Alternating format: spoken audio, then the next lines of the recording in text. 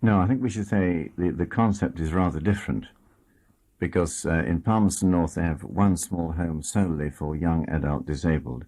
But Raphael in India is like a village of homes. There's a multiplicity of needs, of people in need in Raphael. There's 110 leprosy patients, 80 very severely mentally handicapped children. There's some who have become adults, a hospital, a TB unit, and you described the home for children. Yes, the home for children now, of children who were destitute. Some of them had lost their parents through leprosy or TB and were found wandering about alone. And others have one, maybe two parents living still, but they are unable to look after them because of their disabilities. Now, this is situated whereabouts precisely in India? It's a beautiful, beautiful location. It's in the Siwalik Hills, which roughly are the foothills of the Himalayas. It's on a little plateau, 144 miles north of Delhi, or I think east-northeast of Delhi, 2,000 feet high with those Himalayan foothills just rising to the north. And it's a 30-acre estate given by Indian government along the edge of a dried-up riverbed, except in the monsoon it's a raging torrent. Now, how do you go about deciding whom you will accept into a home such as this? Because obviously the demand could be endless. Yes. You obviously have to be very selective. How do you do it? Well, there's still the extended family system in India, which is very strong. I think it's extremely difficult to know for the medical staff working there to know who to accept, including those children whom I mentioned briefly. Because, as you said, the needs are so great. And in addition to the work that goes on at the Ryder-Cheshire Centre called Raphael, we have a mobile clinic which goes out into the hills to give preventative medicine, especially to those who are suspect TB and leprosy cases. And a few, if they're in a very chronic state, are then brought down, unfortunately usually by public transport, a bus, which takes them about 8 hours to the centre. What's the usual attitude of the people themselves to their own illnesses? Are they very active in seeking a cure, or do they just put up with it? Well, if you talk about the TB unit, which is for terminal TB, and there's virtually no residential accommodation for TB in that whole district, so Indian government's very keen on this unit. They're all young, and they're mostly mothers of families. Now, the trouble is, the moment they get to feel better after the treatment you're giving them in 2 months' time, they absolutely insist on going home, and there's nothing the doctor can do to prevent them. So the trouble is, they go home and they break down again. So I find that with that type of resident, they've got an enormous desire to get back. The man who's going to is disabled for the rest of his life, he probably is different. And I think perhaps it's fair to say that their attitude to work is a little different in India from us. And the disabled person who's been so used to being looked after, insofar as it is possible, by his family, may find it more difficult to get down to work. But they do. And particularly the leprosy sufferers, they do everything in their colony, as we call it. There's no staff at all except the medical staff.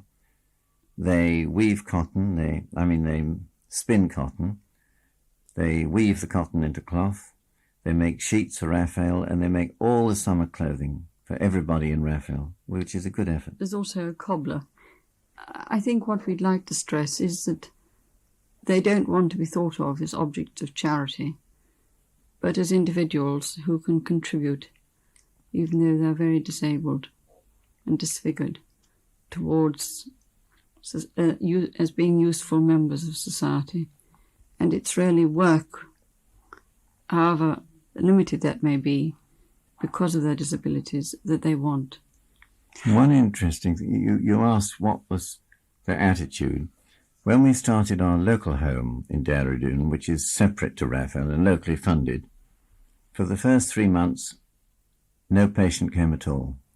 And the committee rounded on me and they said, look, you've sold us this need. We've built the home, or prepared the home, now nobody comes. And the reason was that to the Indian, it's a disgrace to send your disabled member to an institution. It was only when they discovered it wasn't institutionalized, but it was a home where you respected the dignity of the individual, that they began to send them.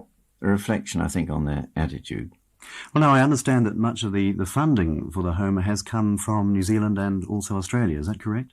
Yes. To begin with, it came from Britain, and gradually more and more from New Zealand and Australia, and now the majority of it comes from Australia and New Zealand. We're extremely fortunate. And what is it you have in mind then for Palmerston North? Can you tell me a little more about that? There's a little group there who, on their own, decided that they wanted to build a small, personalised home for 24 young disabled, in which there would be married accommodation for a family to keep the family together, in which the disabled residents could really build the lives they wanted, in their own way. And they wanted to affiliate with us. So, we're very happy. And this will be the first such home, won't it, in New Zealand? Yes. Group Captain, there was one question that I wanted to ask you, if I may, while you were here, and it refers to the reputation that you had in your younger days as something of a harum-scarum merchant. And I wondered how it was that such a person, first of all, became a Catholic convert, and secondly, became involved in the kind of work which now involves you. The war intervened. I mean, we're all young and we all got to let off steam. But the war intervened. And the war gave me, one, a discipline. Two, it set me side by side with men whom I could do nothing but admire immensely. It showed me the sacrifice that war involves.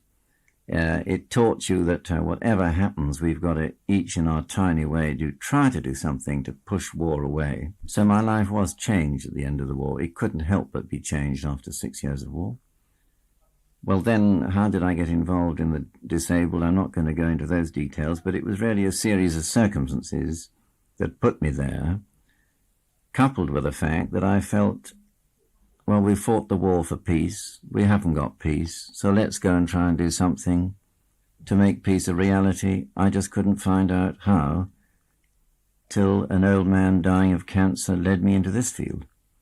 Well, there was a story that at the time when you were the Prime Minister's observer, one of his two observers on the bombing mission to Nagasaki, that it was the horror of that occasion that instantaneously made you a Catholic. But that's not true, is it? No, it isn't true. I didn't become a Catholic till actually that old man of cancer died. Now, he was a Catholic himself, I take it. A lapsed Catholic. I watched him regain his faith. Had to sit with him all night after he died, waiting to lay him out. And I picked up a book that told me what the Catholic Church was by somebody who become a convert. But to answer what I think you're asking me, the bomb didn't suddenly change my outlook, because the bomb took 120,000 lives and ended the war, saved the all-out invasion of Japan. The war took 55 million lives. So really it was the totality of the war that made its impact on me. I don't believe people suddenly have something happen that changes them. They see the light, They may do, but not many. Not me. It was a slow process for you. Yes, it was a slow process. It must have gone against your every instinct, though, being born into an Anglican family and steeped in the Anglican traditions. I wasn't. I was only an anomaly. I wasn't really born into an active religious family. So there was no great wrenching process involved when you decided to accept or embrace the Catholic faith? No, my father gave me his blessing. He said if he had a faith at all, he thinks that he would like to have been a Catholic. Have you ever had doubts since that time about the decision that you made? No, I haven't. You're still as staunch a Catholic as ever? Yes. I mean, it's given me a base. It's given me... Yes. Well, Lady Sue, for you, I understand there was no such tortuous route on the road to religious convictions. Indeed, you were born into a Catholic family. Am I correct?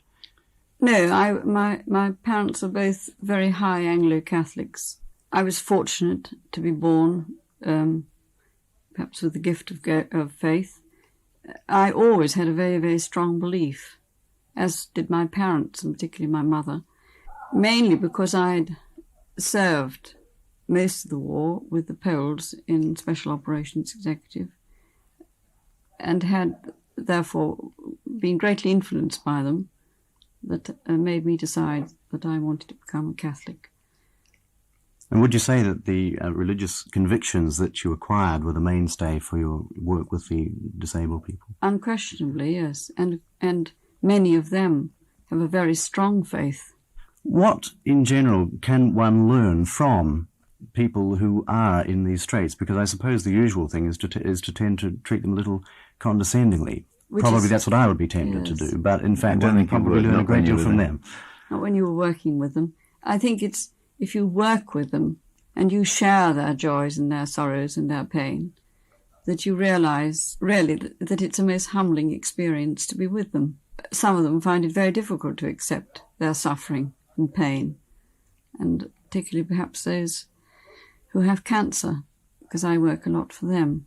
But in the main, the majority have a very strong religious faith, and they continuously, by their example, give us special grace every day. There's another aspect too. You sometimes meet somebody who absolutely cannot accept the dreadful thing that's happened to him, and almost he's blaspheming. But to me, the very fact that he does that, the very fact that he is saying, how can there be a good God and let this happen to me, he's implicitly acknowledging that there is a God who is a good God.